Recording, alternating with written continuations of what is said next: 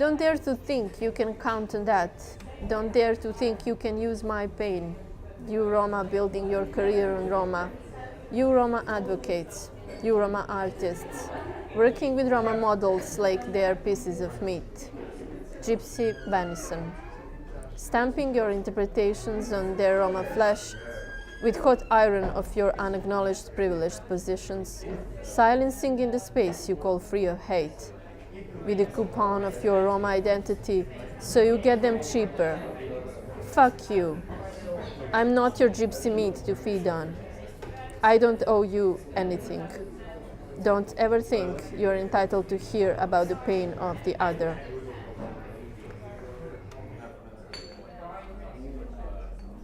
Yeah, I see. Okay. Do you hear me? Do you hear me? Blah, blah, blah. Clap, clap, clap. So these are some parts of the poem that I wrote, and it's addressing the issues of privileges in the Roma community. I wanted to speak about this because we never speak about these issues in our community. We always speak about privileges of other people who are not Roma.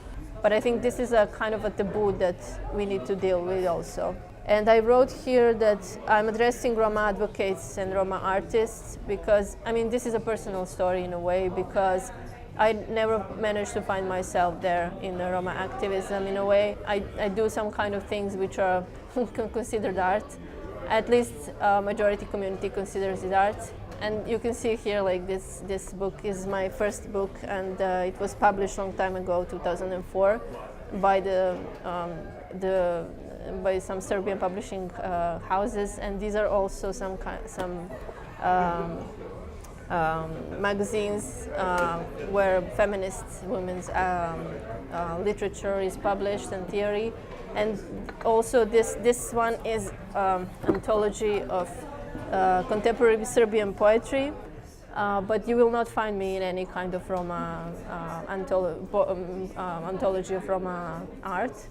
And for me that was kind of interesting, and in activism also it doesn't seem that I'm able to fit to some standards that are there.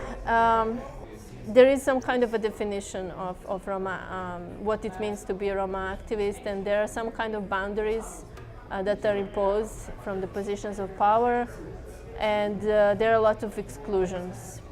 And it makes me feel very lonely, you know, because I don't feel that I fit in this kind of a role, and in the community I don't feel very included in that sense, and I'm just curious how it works for other people.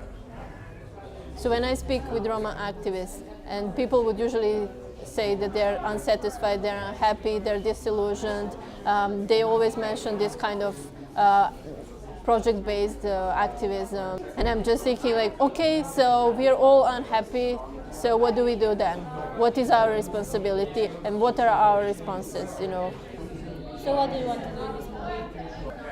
I want actually to raise questions and to ask people, stop complaining and let's see what we can do in some sense, but that would mean dealing with your own privileges.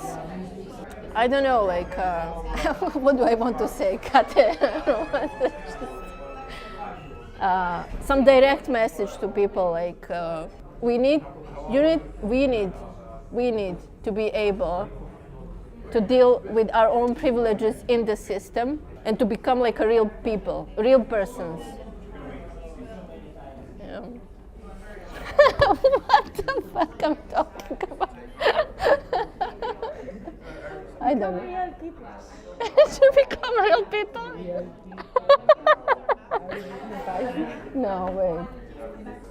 Mainly people are just speaking about it, that there is a problem, but at the same time they want to work in these big organizations and to have good salaries and to, live nice lives.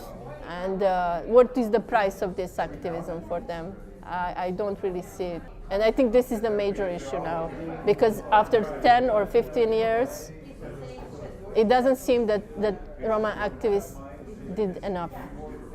And we don't see alternative, basically, how it can be done differently. Everybody's unhappy, but they don't see how, or they don't want how. Maybe there is an interest in it, Yeah, because if you're living comfortable life, then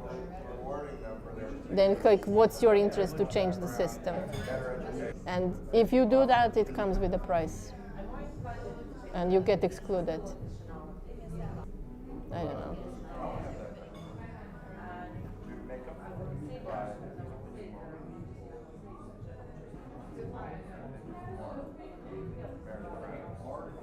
These changes have been like so direct. You have to think about how to. Yeah.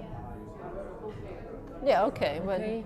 we can I think we have to enough. go because Yeah. we have too True. much to see. Yeah. I don't know. I was just like thinking like there should be something direct and